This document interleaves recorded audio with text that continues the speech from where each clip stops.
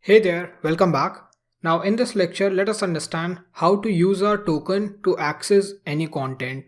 So currently we have restriction on our review page. So if you see, we are not allowed to access this review list page. It is authenticated. That means only authenticated user can log in. So what I'm going to do is I'm going to jump here. And here, whenever we are sending a request, we need to send the header with authorization. And then instead of basic, we need to use token. And instead of this, here we need to pass a token. So let me add my token as Shubham for now. So this is token for Shubham. Now here, if I send a request as Shubham, you can see we are able to access. Now the first thing you need to understand is, suppose this is our user and ID itself. Now if I send a edit request, I can send edit request as Shubham because we are logged in as Shubham. This token is dedicated towards Shubham. And the most important thing is, whenever we send a request, this token is verified through our database. So a request is sent here and then they verify if this token belongs to Shubham or not. So this is pretty important. Let me try to do one quick thing. Let me try to edit a review which is created by Shubham. So we have review number 5 and review number 6. So what I'm going to do is, first let me send a request to John and see if I can do that or not. So I'm going to jump to a new tab and here let me copy this link. And here I'm going to use review/6. I think this was our URL, review/6. Yeah. So I'm going to send a request on this link first. Currently we are not logged in. We are just sending a GET request as a normal user. If I click on header, I haven't used authorization. Now if I send a put request maybe to update this. So what I'm going to do is I'm going to copy this one. I'm sending a put request. Click on this body and then click on raw, click on JSON. Here I am going to send request to update this content. So make sure you remove the comma whenever you are going to send a update request or any type of JSON request. Let me remove this ID. This is also read only field. So we only have these 3 fields mainly. And let me try to update it as 5-star. Also let me copy this.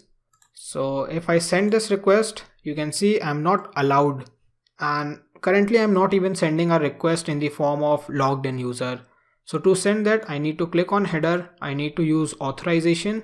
So let me copy this one. And then I also need to use this token. Remember, I am currently logged in as Shubham according to this token. And if I send a request now, you do not have permission to perform this action. Why? Because we are logged in as Shubham and we cannot update it.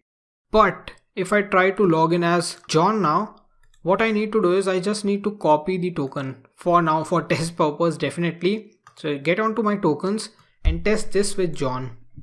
Copy this one, get back here, and now I'm logged in as John. If I try to send with this body, it was 4-star, we are updating it to 5. Send a request. Now you can see this content is updated. So this is updated. So here what we did is we logged in as John and we updated our review. Now let me try to do something similar. Let me try to access this review number 5.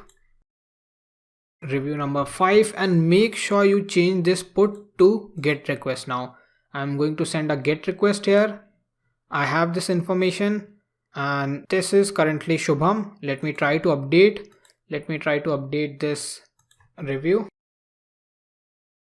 And I'm sending request through John now. If I send, you can see we got the reply because we are sending a get request. But if I try to send a put request and this belongs to John, if I send again, you can see I'm not allowed to perform this. But if I send a request with Shubham, let me copy this token and send the request. You can see we have updated this review with Shubham. So that's how this is going to work. Let me send a get request again. And you can see this is updated as well as this is updated. So that's how tokens are pretty important. and whenever we are going to do anything, we are going to carry these tokens in our complete website, in our complete mobile app. And this logic works pretty well whenever we have a condition like is authenticated. I hope you got the idea. Now the next question is how to get this token. At this point of time, we are just copy pasting through admin panel. So the plan is to create a login link. We are going to have a link and we are going to send requests through Postman to that link. So we will send a request with username and password, and this is going to return, this link is going to return in the form of response that we have logged in, and we have, this is our token.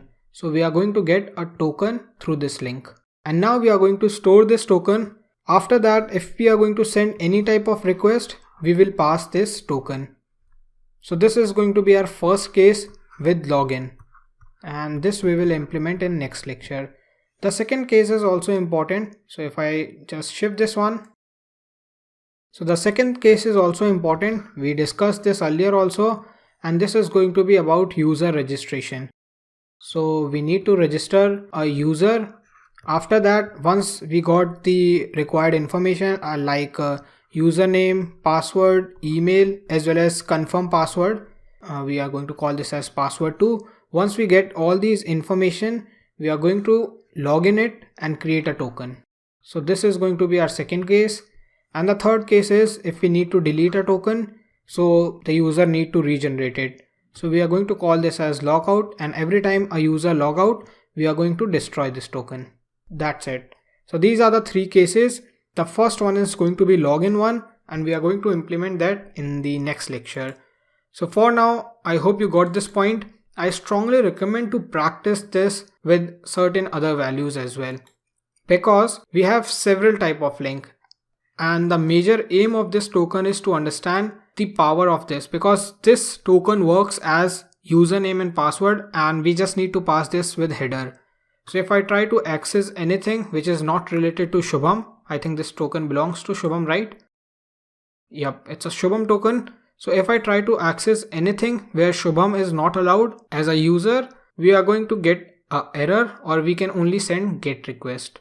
So if I try to send maybe delete request here as Shubham, this is created by Shubham itself. If I send this request, okay, in this link it is not allowed. So we need to check the correct link, review / the particular ID. So this is going to be review /5. Now if I send a request here, you can see it's not working. Make sure you use the extra slash, send a request, and it's deleted. So if I jump onto my admin section, refresh this one, you can see our review is deleted. So these small things are pretty important and you need to focus on them. And that can be done only through practice. I can explain 10 things, but if you are not going to practice them, you will forget them eventually. So make sure you practice them. That's all for this lecture. In the next lecture, let us create our login link and send a login request, get a token in response, and do all the fun stuff. Thank you for following, and I see you guys in the next one.